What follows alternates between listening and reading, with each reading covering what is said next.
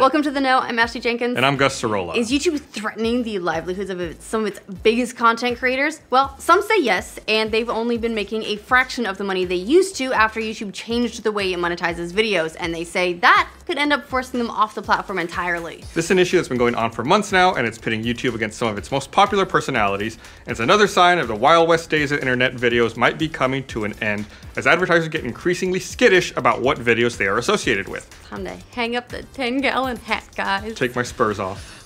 But a lot of content creators say that in addition to trying to make advertisers happy, YouTube's now gotten extremely conservative with which videos it will monetize, even if they haven't had a complaint about a particular video. The folks behind the popular channel H3H3 Productions, which has more than 3.8 million subscribers, posted a video yesterday blasting YouTube for its new advertiser-friendly policies, and more interestingly, they say they're now only making a tiny fraction of the money they used to make from advertising. And they say those changes are forcing them to move on to other ways of making money. While Ethan and Hila Klein, who make videos for H3H3 Productions, say they're not giving up on YouTube, they say they'll be cutting back drastically on the number of videos they post each week. Right, so how did all of this get started? How did we even get to this dark place? If you haven't been paying a whole bunch of attention, and we don't really blame you if you're not a creator, it's probably not directly impacting you at this point, but YouTube and its parent company Google have come under a lot of scrutiny after several reports that ads were running alongside YouTube videos that were promoting hate speech and terrorism, all kinds of terrible stuff.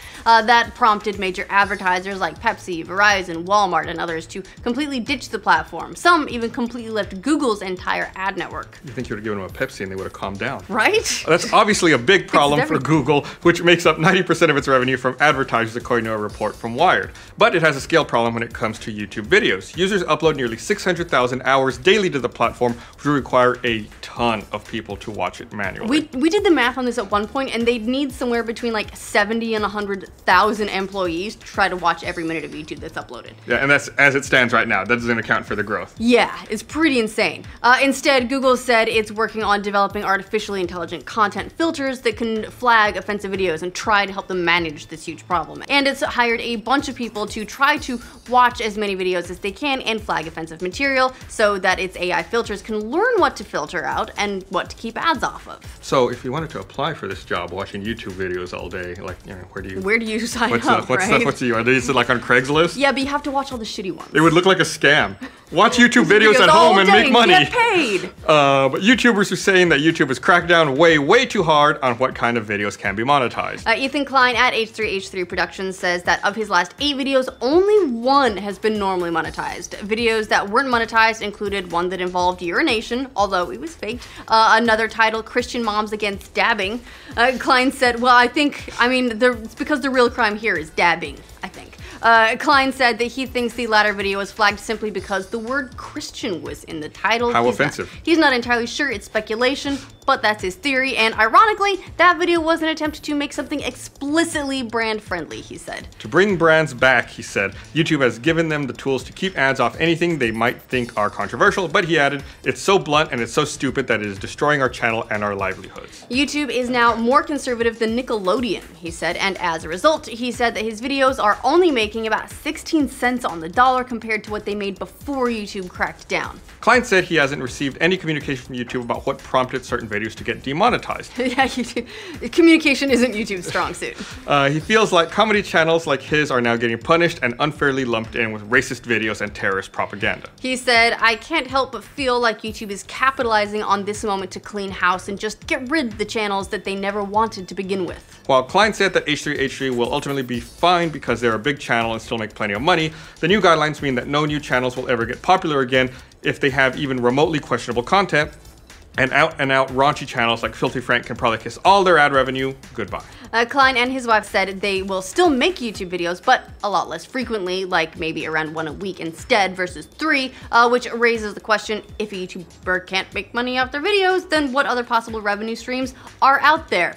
Well, we're glad you asked. That's an interesting question. One option, as suggested by many of H3H3's viewers, is starting a Patreon account. That allows fans to directly support content creators with monthly contributions and is commonly used by podcasters. Klein said that he's also looking into doing live tours and also starting to do stand-up, which that latter might not be as lucrative as he thinks, but hey, good luck out there. They're also moving their H3. And Brian, our resident stand-up comedian, shakes his head sadly and continues to not afford food. They're making $20 a show. Keep typing. They're also moving their H3 podcast to Twitch. Yeah, friend of Rooster Teeth Kind of Funny, they do all their stuff through Patreon, and they love that as their model. We have our own. It's their Rooster Teeth First program where people can sign up and get content early or get exclusive content, stuff like that. Like very really similar, diversifying, or merch. Please buy our t-shirts. Caleb Klein admitted that H3H3 had possibly gotten too comfortable and said that the advertising changes have been a bit of a wake-up call for them to try new things. This is obviously just one in a long line of issues that YouTubers have had with the platform. There was a subscriber bug in which YouTubers said people were mysteriously being unsubscribed from their channels. Which we still hear about on occasion. Yes, and then YouTube recently apologized for its restricted mode filters, which were flagging tons of LGBTQ content as not safe for kids. So on the one hand, you have a platform that's famous for making changes and not communicating them very effectively. Not hard to see why a lot of content creators are yet again frustrated and may feel like they're being marginalized by YouTube, and that the platform is popular largely because so many creators flocked to it and spent their time and their effort making content then for YouTube to sell. On the other hand, brands are naturally going to be concerned about where their ads pop up. Any consumer product wants to be marketed to the widest possible audience, and nobody wants to pop up next to a racist video. And Google needs that sweet, sweet advertiser money, so it definitely seems like they're cracking down harder than ever. Yeah, so time will tell whether or not Google's new headlines will force content creators elsewhere. Maybe there will be a new YouTube mecca, or if they'll just find different ways to monetize their audiences. One thing is for sure, though, the days of just getting to make whatever you want and getting ad money for it are definitely over. Advertisers are paying more and more attention, and as much as we love being able to monetize videos and put a video out and enough people watch it and it gets all these ad impressions that we don't have to do anything about, and then the money just comes in, we keep the lights on. We can't force the brands to choose to give our videos money, and that's like the tough thing, right? Is does everyone deserve to make money? Sure. Do the brands deserve to decide not to spend it? Yeah, they do. What do you think of YouTubers' latest fight with the platform? Is YouTube purposefully trying to drive some channels off the platform? Sound off in the comments. And for all your news on what YouTube did wrong this week, make sure you like this video and subscribe to The Know. Because there will be something next week and the week after and the week after. And like my video, Gus 4 dabs. Please don't. No. Damn it. I've been good for a long time. Still sit on it. Kdin, champ.